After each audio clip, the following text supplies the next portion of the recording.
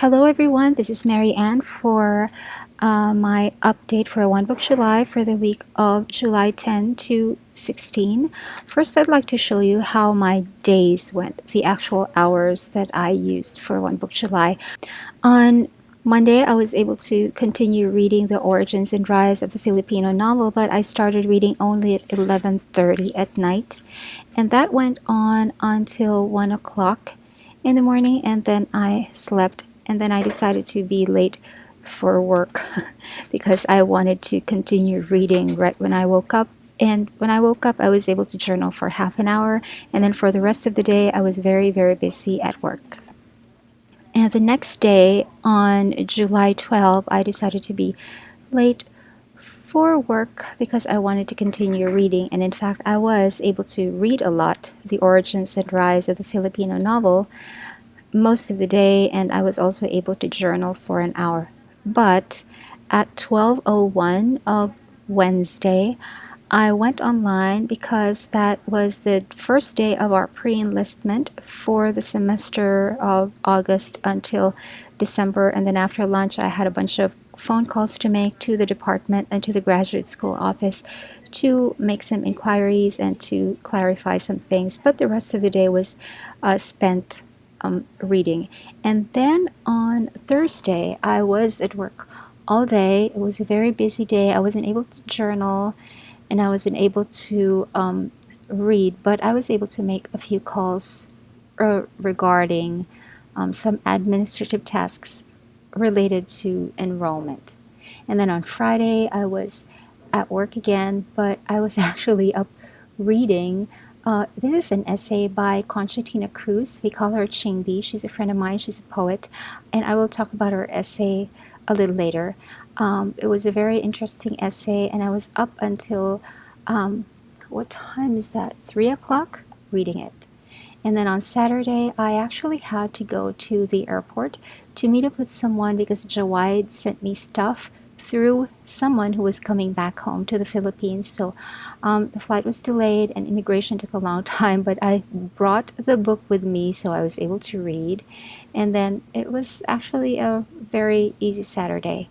And then on Sunday, I was reading all day, and I was also able to journal for half an hour. And I made pretty good headway with my research for the week that has just passed. As for my journaling for July 10 to 16, I didn't write much because I didn't need to argue with myself so much. In fact, I was only able to journal from page 69 to page 92. So that's like 23 pages in all. Very few pages because I was not confused about what I was reading. Everything was very clear to me. But on Tuesday, I was able to journal about this YouTube channel that I found. She's 17 or 18 and she just went off to college. Her channel is dedicated to studying, and she talks about study tips and study tools. And I was very fascinated that she had a morning study routine and an evening study routine and a summer study routine and a weekly study routine. She was very diligent, so I'm not surprised at all that she got accepted into college. I will list her channel down below. And that is 23 pages of Tomoe River paper. It's not very, very thick, but sometimes I'm glad when I don't get to journal or when I don't have much journal pages for the week because that means I was not confused, I was not tormented about something emotional or problems with work or school. So sometimes not journaling is a good sign for me. As you have seen in my journal pages that I just showed you, I'm still on the Lamy All-Star Pacific with a 1.5 millimeter italic nib. But one thing I have to say about this pen and about all Lamy pens, Lamy Safari and Lamy All-Star, is that it's a dry writer. There is not enough ink that flows out of the pen to lubricate the pen as it glides over the paper. So I have found a hack or something, I don't know what to call it, but this is a technique that I have used for many, many years because I have been using Lamy All Stars and Safaris for many, many years. But first, let us write down something so that you can see the difference between writing with a pen before I adjust it and writing with a pen after I adjust it. As you can see, it looks fine, largely because of the big nib that I am using. It lays down a solid line. It doesn't skip at all. But because there's not enough lubrication, it's not a very smooth writer, and I'm not too happy with how much ink is laid down on the paper because I prefer my inks to be very, very shaded and very, very wet. So what I do is I unscrew the barrel so that I can see what's going on inside the converter, and then I turn the pen nib side up, and then I just push the converter piston upward until all the space and the air that is inside the feed is pushed out, so that I can also push some of the ink out, so I can flood the feed with ink. As you can see, there is no more ink in the converter because everything is in the feed. And now let us write with the pen after I have adjusted it. As you can see, there is a rather dramatic difference between the before and after writing samples. I really, really like inks that give a lot of shading, which I have discussed in previous videos before. And this is a characteristic that you cannot find in any other pen, just in fountain pens. So whenever I use fountain pens, I prefer to have that very visible. And now you can see the difference between the two. It probably doesn't matter to most people, but it kind of matters to me. And because of this, because of my preference for really wet inks, I use up a lot of ink. I reload this pen like 3 times a day on the average, but that's okay because I have a very large bottle of ink. Just to give you an idea, here is another All-Star, which is completely empty. And as you can see through the transparent section, the fins of the feed inside the section, those black lines over there are visible because there is no ink that obscures the view. Now, if you see those fins, that is sort of like a signal that there is not much ink inside the feed, so you won't be getting much ink flowing out of the nib onto the paper. This is pretty normal, but I have an abnormal demand on pens. I want the ink to be gushing out of the nib into the paper. And to compare, here is the Lamy with the feed completely flooded with ink. As you can see, the section is completely opaque. You cannot see the fins of the feed through the transparent section because it's completely full of ink, as compared to the other pen, which is completely empty. You can see the fins of the nib through the transparent section. That's just a tip for you if you are like me and you prefer a very wet All-Star. And this is the book that I have been reading for almost every day this week. I've shown this before in my previous update video, and as you can see, I have a lot of notes stuck on there, and there are a lot of transparent sticky flags that I have stuck on there. Q stands for quote. It means it's something that I can quote. And then A is for an angle that I can use in my thesis, which usually has an annotation, which also starts with A. And then T stands for a tidbit or a factoid that I probably don't need, and it's irrelevant to my research, but it's interesting to know. The other one, I have a fourth one here. It's the letter F. F is for a book or a publication that I have to find. So as you can see, I have marked a lot. This is a very full book. It's very dense with information and insight, and I have highlighted a lot. And I also have been able to post some of my questions and insights or clarificatory statements to myself in between the pages. I just used the yellow post-it notes and stuck them onto the relevant page. And let me talk a little bit about this bookmark. It's just an ordinary satin ribbon that I taped onto the back page of the book, and then I keep it on the page where I am at, and then the edge is just hanging off the bottom edge of the book, and then when I'm done reading the book, I just leave it in. And then when I place the book back on the shelf, the bookmark doesn't occupy too much space. And so that's where I'm at in reading this book. I am already halfway, and I hope to be able to finish reading it next week. And an essay that I have read this week, which I have mentioned before when I was showing the hypertext, is this essay from Conchitina Cruz. It's called The Miseducation of the Filipino Writer. It's published on that URL by the Ateneo de Manila University. It kind of made a lot of waves in the literary community because she made a lot of very strong points, and she supported it with so many evidence and citations in order to support her point.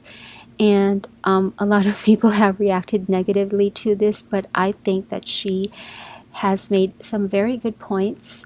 I was able to get a lot from it, as you can see from the things that I have highlighted, and her bibliography at the end, the works cited at the end, has led me to more sources that I can use for my own research. Now, if you are studying comparative literature in the Philippines, you should read this essay. You don't have to agree with everything she says, but you have to hear her out because her points are very, very valid. So that's the essay that I have read for this week. And now let's talk about the study tools that I have been using this week. I made myself these gridded note paper. These are in A4 size, and I made them on InDesign. This is the Cornell Notes. On the top space there, you write down the name of the subject or the name of the book or essay that you're reading, and the little box has the page. You also write down there the name of the professor if it's a class. On the left column, you write down important names, dates, concepts, theories that are relevant, and then on the right column, you place longer explanations pertaining to those keywords. And the bottom box is for a summary of the entire book or the entire lecture or the entire chapter or the essay. Now, I don't use the Cornell note-taking system all the time. I find that journaling is actually more effective in clarifying things in my own head, which explains why even if my end product or end goal is a graduate thesis, my one book July is still a journaling project. But the Cornell method of note-taking is effective every once in a while, and I'm just trying to use it again now because there's going to be a lot of books and essays to read, and that might help me organize all of the outlines in here. And I also made these are just the same grid but without the Cornell boxes, and I will be using them when the Cornell boxes are not appropriate to what I'm reading and for general note taking. Just as an example, for the Origins and Rise book, I did not use the Cornell notes. I used this one instead, and I also stuck a post-it on there that outlines the books that I have to find right away because they are very related to my research, and I was led to them by the Origins and Rise book. And I just keep everything in this A4 zip pouch that I showed you before in my previous update video. The next study tool that I have been using is this book rest or book stand. First of all, here is the branding on the product. The company that made it is called If, and below that it says Original Gifts, Creative Thinking, and that's their website right there if you want to check out their other products. It's a dark purple bookrest that's made of a very durable, high density plastic. That's why it's light, but it feels solid. And it has a metal stand, and at the bottom, it has three different ridges, which you use to adjust the angle of the stand. You place them on the ridge at the back so you can figure out which one is the best angle for your reading. The book actually rests on this little ledge, and there are two little stoppers that are on hinges, and you put the book like so, and in order to hold your place, you uh, pull up those little stoppers, or I don't know what to call them actually. And this is the book rest that I have been reading. I've had it since about middle or summer of 2015, but I hardly ever used it then. But I held on to it, and I'm glad that I'm using it. It's a very, very helpful tool so that you don't have to bend your neck down too much, because that can cause neck strain or back strain. If your back is stooped because you have to hunch over the desk, this one allows you to read your book or your loose leaf papers while sitting completely upright in a chair. And you don't even have to hold the book open because the stoppers are there to hold the book open for you. It's one of the most useful tools for studying and for reading that I have found. And here are the rest of the study tools that I have used for July 10 to 16. I still keep them in this mesh pouch that I purchased last week and which I showed in my previous update video for One Book July. First off, there's this reading light that I purchased on the same day that I purchased the purple book rest. It is battery operated. The brand is Mighty Brights. It has a flexible neck, and it uses a AAA battery, just one, and it has one LED light, and the switch is over there, and the light is actually quite bright. I just keep that in there if I have to read in low light conditions outside of my dorm. And the pen that I use for writing down notes on the Cornell Notes and on the post-it is this white Lamy Safari, and I used a black extra fine nib. And the ink that I am using inside that pen is the Noodler's Jivago, which I showed. It's one of the inks that I swatched in a video that I will link down below. The ink and nib combination looks like that. It is a green tinted black that I really, really like. And the next tool that we have, I just have that very old Muji highlighter in light blue. I don't know why it's there. I don't really use it. And then I have the 3 friction highlighters. Now they have washi tape around their body because I took out the price tags from National Bookstore and it left a lot of gunk, and they keep sticking to my hand, so I wrapped the pens with washi and the washi keeps coming off. I really, really don't like it. Maybe I'll just end up wrapping it with scotch tape or something like that. And then here is my very first friction pen. I told myself before I would never use that. It disappears in a hot car or in hot weather. But, well, I don't know. I think this would look more visible on paper than pencil. So I decided to try it out anyway. And then,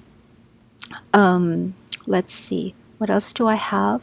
I have that eraser pen because I thought I was going to use a pencil, but I ended up getting the friction pen anyway.